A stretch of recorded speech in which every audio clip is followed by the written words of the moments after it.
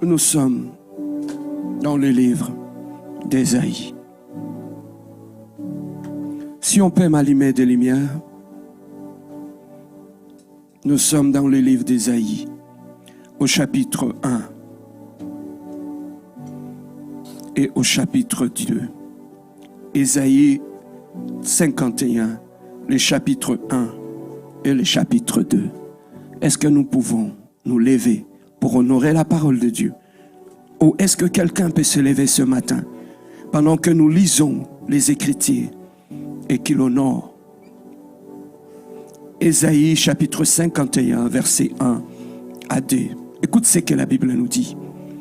Écoutez-moi, vous qui poursuivez la justice, qui cherchez l'Éternel, portez le regard sur le rocher d'où vous avez été taillé, sur le crêt de la fosse d'où vous avez été tiré.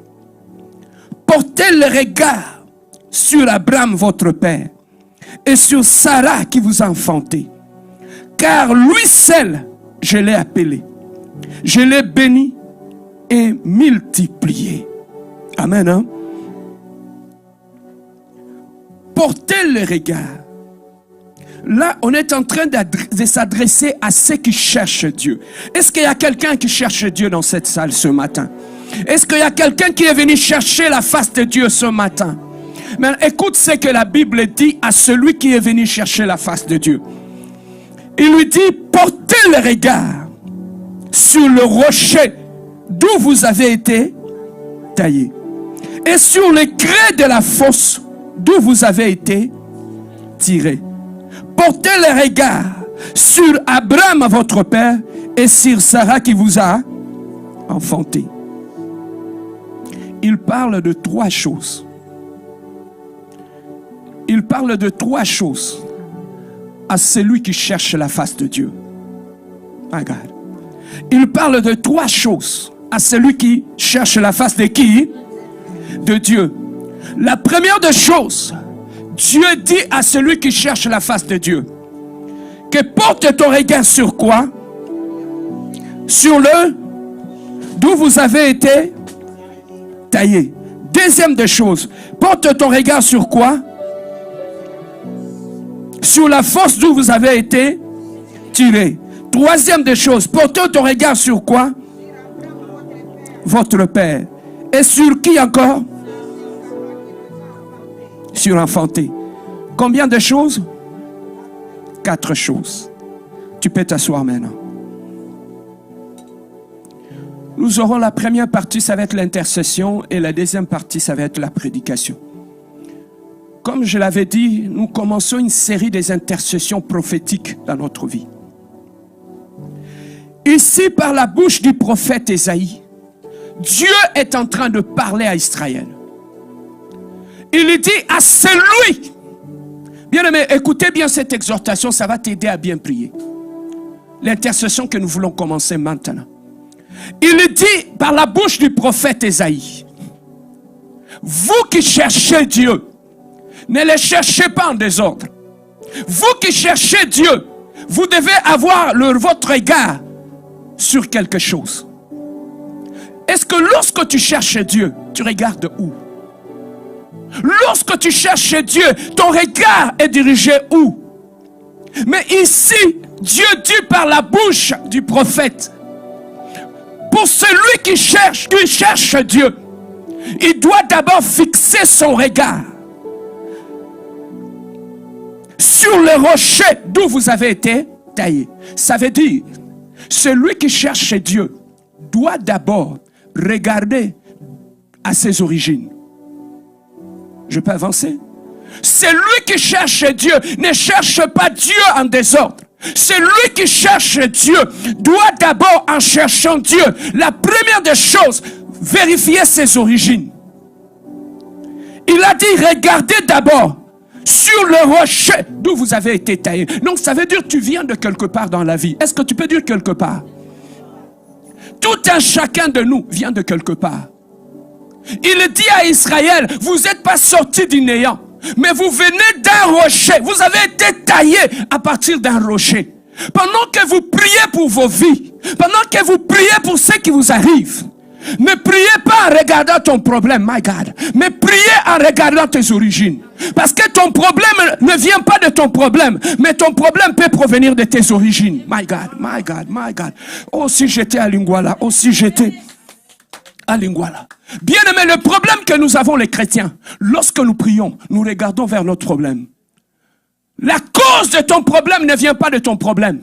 Mais la cause de ton problème vient de tes origines. Israël, vous qui cherchez Dieu, tournez votre regard vers le rocher d'où vous avez été taillé. C'est Dieu qui dit. Israël, vous venez pas du néant, vous venez de quelque part. D'un rocher où on vous a taillé pour devenir un peuple. Mais pendant que vous me cherchez, regardez vers le rocher. Ça veut dire le rocher, ça veut dire le fondement d'où vous venez. Bien-aimé, le problème que tu vis aujourd'hui peut provenir de tes origines.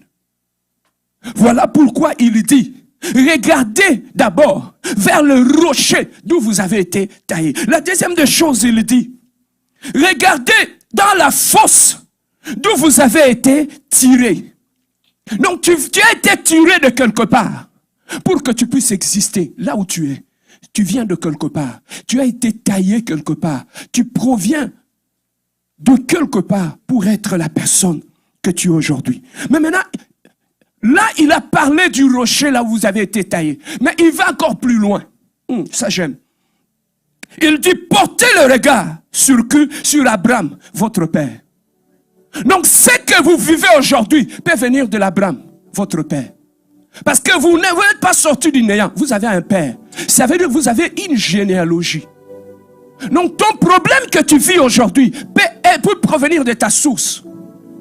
Et suivre la généalogie jusqu'à t'atteindre. Il dit à celui qui cherche l'Éternel doit regarder vers son père Abraham.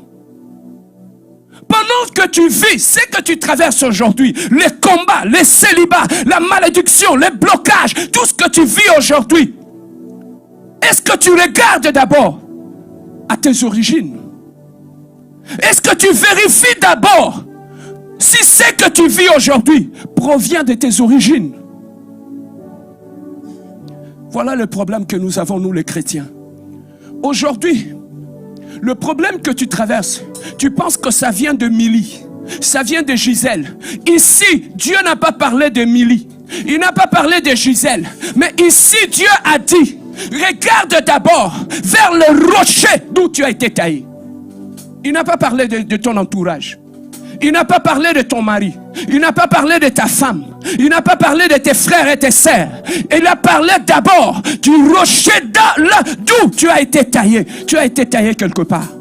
Il dit, Israël, regardez d'abord vers votre père, Abraham. La deuxième des choses, Yaya, écoutez. Après avoir observé l'Abraham, il a dit aussi, regardez votre Sarah, votre mère. Donc ton problème, si ça ne provient pas de la lignée du père, ça peut provenir de la lignée de la mère. Celui qui cherche l'Éternel doit regarder ses origines. Or, lorsque Dieu parle des origines, il parle des fondements. Est-ce que tu peux dire le fondement? La fondation, c'est la partie principale par rapport à laquelle on peut élever une maison.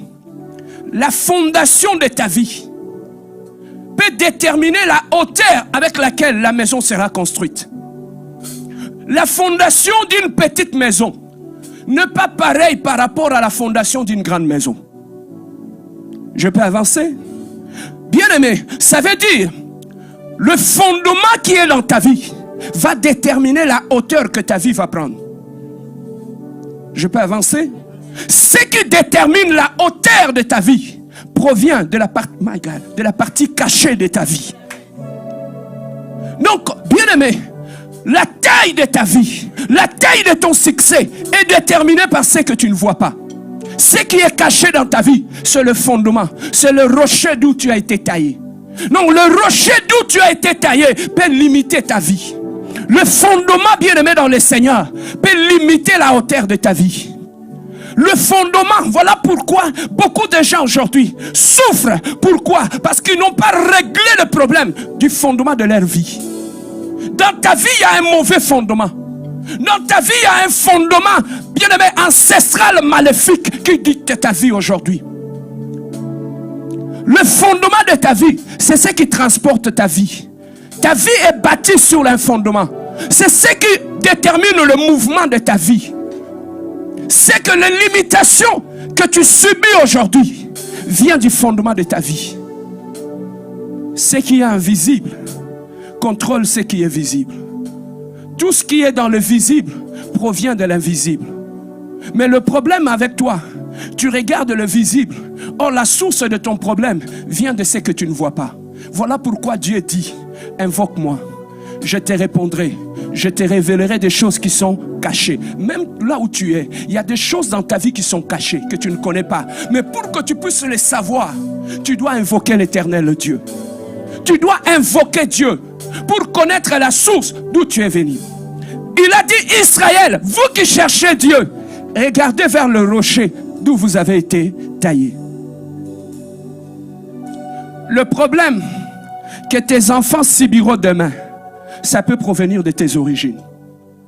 Ce que tes enfants subissent aujourd'hui, ça vient de tes origines. Tu peux transmettre à tes enfants des fondements qui sont maléfiques, qui sont souillés par la sorcellerie de la maison de ton père. La sorcellerie de la maison de ta mère peut souiller ta destinée. La destinée peut être limitée par un mauvais fondement. Le fondement, bien-aimé dans le Seigneur, peut déterminer la hauteur vers laquelle tu vas construire ta vie. Comme le fondement peut être déterminé peut déterminer la chute de ta vie. Tout provient de là. Ta vie n'a pas perdu de stabilité. Tu sais pourquoi? Parce que le fondement sur lequel ta vie a été construite a eu des fissures. Et là où il y a des fissures, tout ce qui est construit en haut va commencer à chambouler. C'est ce qui se passe maintenant dans ta vie. Il y a beaucoup de choses que tu traverses maintenant provient de tes origines, du fondement de tes origines. Voilà pourquoi, papa, lorsqu'on veut vivre une vie épanouie, lorsqu'on veut vivre une vie de victoire, tout va provenir de tes origines. Le célibat dans la vie peut être installé dans tes origines. Aujourd'hui, bien-aimé, tu peux penser que j'ai divorcé parce que j'ai épousé un mauvais ou une mauvaise femme. Tu as divorcé parce que dans le fondement de ta vie, il y a la sémence de divorce. C'est ce que tu trimbales. Tika-moi, moi, ça va tout tranquille. Au Samboussi est ville, Mobimba. Mais le problème, c'est dans tes fondements. Au lieu de regarder les fondements, tu es en train d'insulter cet homme partout dans la ville. Le problème de ta vie vient de l'origine de tes fondements. Il a dit, c'est lui qui cherche Dieu doit regarder vers le rocher d'où il a été taillé. C'est que tu viens de quelque part. Ce que tu traverses aujourd'hui vient de là, vient de quelque part. Ce n'est pas un hasard. Voilà pourquoi je dis, papa, si tu ne règles pas la spiritualité dans ta vie, si tu n'as pas le contrôle sur ça, tu seras condamné à vivre la même chose que tes oncles, que tes tantes ont vécu. Voilà ce qui arrive. Bien-aimé, le fondement sur lequel ta vie est taillée peut être, bien-aimé dans le Seigneur, à l'origine de tout ce que tu construis. Tu peux beau construire en haut, mais lorsque le fondement sur lequel ta vie a été bâtie a un problème, ça va s'écrouler un jour. Voilà pourquoi tu t'es marié. Aujourd'hui, ça finit où? Dans le divorce, non? Pourquoi? Parce que tu as construit dans ta vie sur le mauvais fondement. Mais toi-même dans ta vie, tu ne remarques pas tout ce que tu construis finit par s'ébranler. Le problème est où? Dans les fondements. Papa, lorsque dans ta vie, il y a les fondements de l'humiliation. Tu peux construire tout dans ta vie. Tu peux construire tout dans ta vie. Tu peux bien les construire, bien calculer. Lorsque dans ta vie, il y a les fondements de l'humiliation, tout ce que tu construiras, au lieu de t'honorer, finira par t'humilier. Voilà pourquoi ton mariage t'a humilié. Voilà pourquoi ce que tu as construit t'a humilié. Aujourd'hui, tu es où? Le problème se trouve dans ton fondement. Et Amabé, La Bible dit, faute des fondements, que fera le juste lorsque les fondations sont renversées? Qu'est-ce que le juste peut faire? Le problème est que ça vient. Laisse un peu autre chose. Papa, tu peux être à côté de Jean-Jacques, de Lissi, de Florison, de Adama. Tu peux être à côté de cette personne. Tu peux lui donner tout le respect du monde. Mais lorsque dans ta vie, il y a un fondement d'humiliation, cet homme finira par t'humilier. Ce n'est pas lui, ce sont tes fondements qui attirent, qui appellent l'humiliation dans ta vie. Ce qui attire la honte dans ta vie est caché dans ta vie. Le problème, bien-aimé, nous pointons du doigt aux autres. Mais le vrai problème de notre vie est caché dans notre fondement. Tu peux bien te marier, être dans une bonne famille. Tu peux bien te marier. Mais lorsque dans le fondement de ta vie, il y a la sémence de la honte et de l'humiliation, tu vas finir par faire la honte.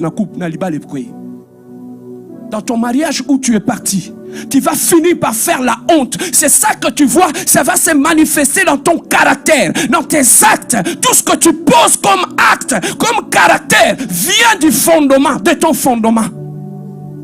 Lorsqu'il y a la honte dans les fondements de ta vie, papa, tu manifesteras un caractère qui va t'attirer la honte et l'humiliation.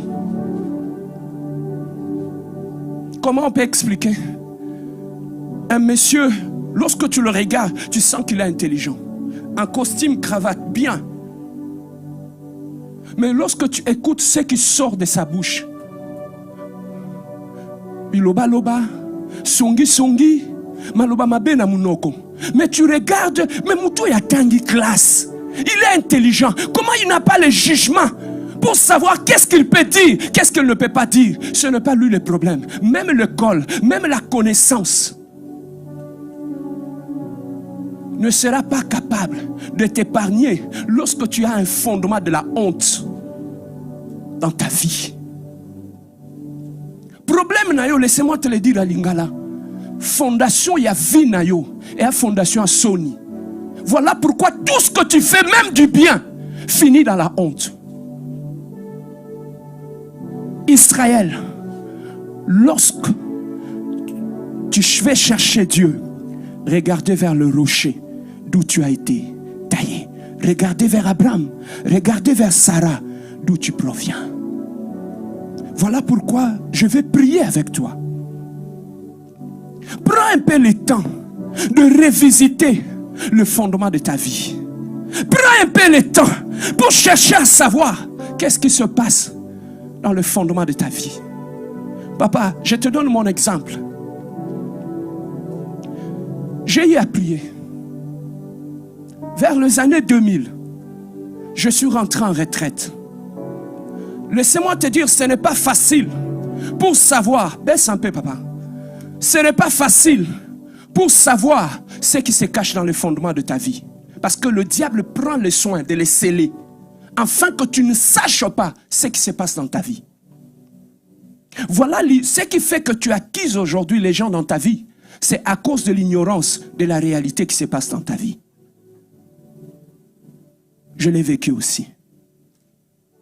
J'ai dit non, je vais prendre le temps de revisiter dans la prière le fondement de ma vie. J'ai pris 3 jours de jeûne et prière. Je suis allé chercher la face de Dieu. Premier jour, je n'ai rien vu. Deuxième jour, je n'ai rien vu. Troisième jour, c'était vers 2h du matin. J'étais en prière, en jeûne. Papa, il y a des prières pour essayer de comprendre la réalité de ta vie. Il faut monter dans les dimensions de prière. Ce ne sont pas des petites prières, mais il faut monter dans la dimension de prière. Je faisais rire quelqu'un, je lui ai dit, si tu ne connais pas l'intensité de mes combats, tu ne comprendras jamais la brutalité dans mes prières. Si je suis brutal dans mes prières, parce que je connais l'intensité du combat de ma vie. J'ai eu le temps de prier. Et là, la nuit, Dieu m'ouvre les yeux. Il me fait voir, on est dans un champ. Il y avait une vieille madame qui était assise sur une chaise comme une reine. Et nous tous, on était là. On était en train de sacrer dans le champ. de cultiver les champs. Mais les champs qu'on était en train de cultiver, c'était un champ qui était brûlé. On était en train de sarcler. Et là où on était en train de travailler, on était nombreux. Et c'était la nuit. Et nous tous qui travaillions dans les champs, on avait des cordes attachées au niveau de notre rein. Et ces cordes-là allaient jusque dans le bras de la femme qui était assise. Et bien aimé dans le Seigneur, à chaque fois qu'on travaillait, on avançait. Cette femme décidait, quand on arrivait loin, elle pouvait tirer la corde pour te ramener à la case du départ. À chaque fois qu'on le faisait, il nous ramenait à la case du départ. À chaque fois, on était en train de travailler, de scier. Mais on était en train de travailler sur un champ qui était brûlé. Je me suis réveillé à 2 h du matin. J'ai compris que dans le fondement de ma vie, something is wrong. I have to fix that if I want to go far. Si je veux aller loin dans la vie, I have to fix something in my life. No, with somebody else, with myself. Si je veux aller loin dans la vie, ce n'est pas un problème de fixer avec les gens. Je vais fixer moi-même quelque chose dans les fondements de ta vie. Papa, est-ce que tu as déjà eu le temps de revisiter le fondement de ta vie? Tu as eu déjà le temps de savoir sur quoi ta vie a été bâtie. Tu as eu déjà le temps de voir sur quoi ta vie a été construite. Le fondement peut être placé lorsque tu n'étais pas encore né. Et tu vas les subir aujourd'hui. Le fondement de ta vie peut dicter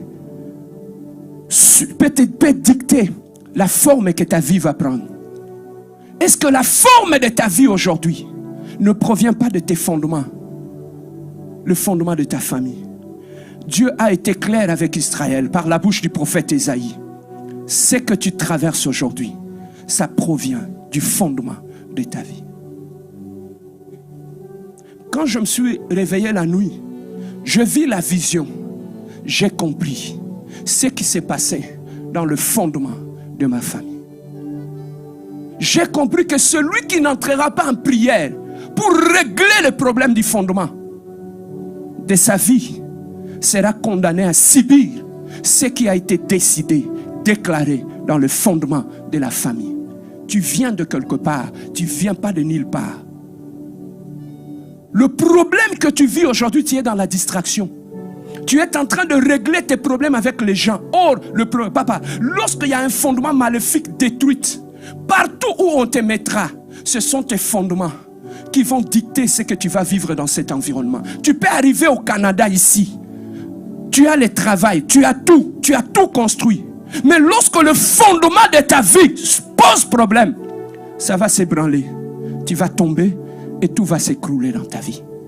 Voilà pourquoi je commence cette série de programmes de prière où chacun de nous va revisiter le fondement de ta vie.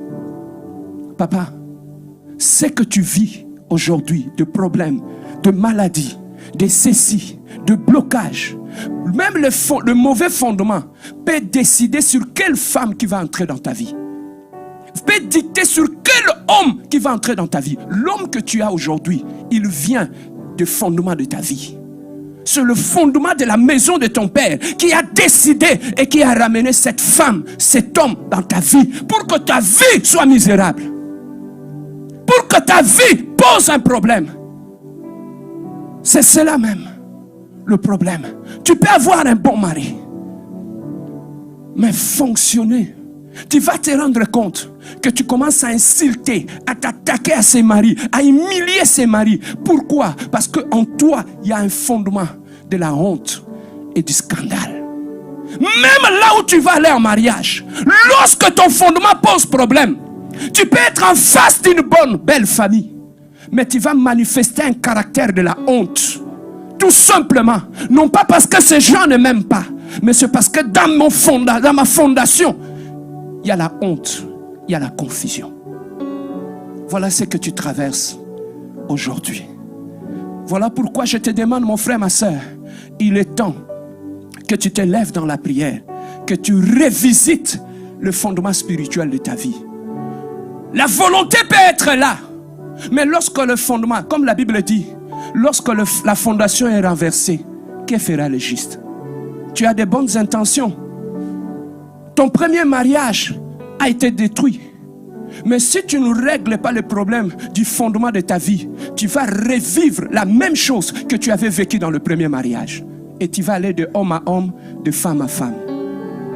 Le fondement de ta vie peut déterminer si tu auras les enfants dans ta vie ou pas. Tout est bien aimé planifié au fondement de ta vie. Voilà pourquoi, papa, prends un peu le temps. Sois sérieux avec toi-même. Si tu ne règles pas le problème du fondement, tous ceux qui vont venir en haut vont subir la même chose. Dieu peut permettre que tu rentres dans ce pays.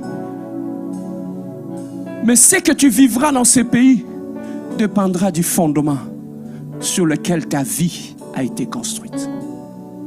Voilà pourquoi Dieu te dit, invoque-moi, je te répondrai, je te révélerai des choses qui sont cachées. C'est que dans la vie de l'homme, il y a certaines choses qui sont cachées. Voilà pourquoi nous allons maintenant prier. Le fondement de la vie, on le revisite dans la prière. Parce que ce sont des secrets d'État qui sont scellés dans ta vie. Lorsque le diable a mis de ça dans ta vie, il a scellé cela. Pour que, bien-aimé dans le Seigneur, tu ne vois pas ça et que tu ne le saches pas. Voilà pourquoi aujourd'hui, tu as les noms des gens dans ta bouche. Tu as les noms de ton oncle, de ta tante, de ta belle famille, de ton beau-père, de ta belle-mère, de ton frère, de ta sœur. Parce que tu ignores ce qui est en train d'influencer ta propre vie. Tu peux te retrouver en face d'une bonne personne et voir cette personne manifester un caractère méchant par rapport à toi. Pourquoi je fais du bien à tous ces gens-là? Ils me remettent toujours en mal.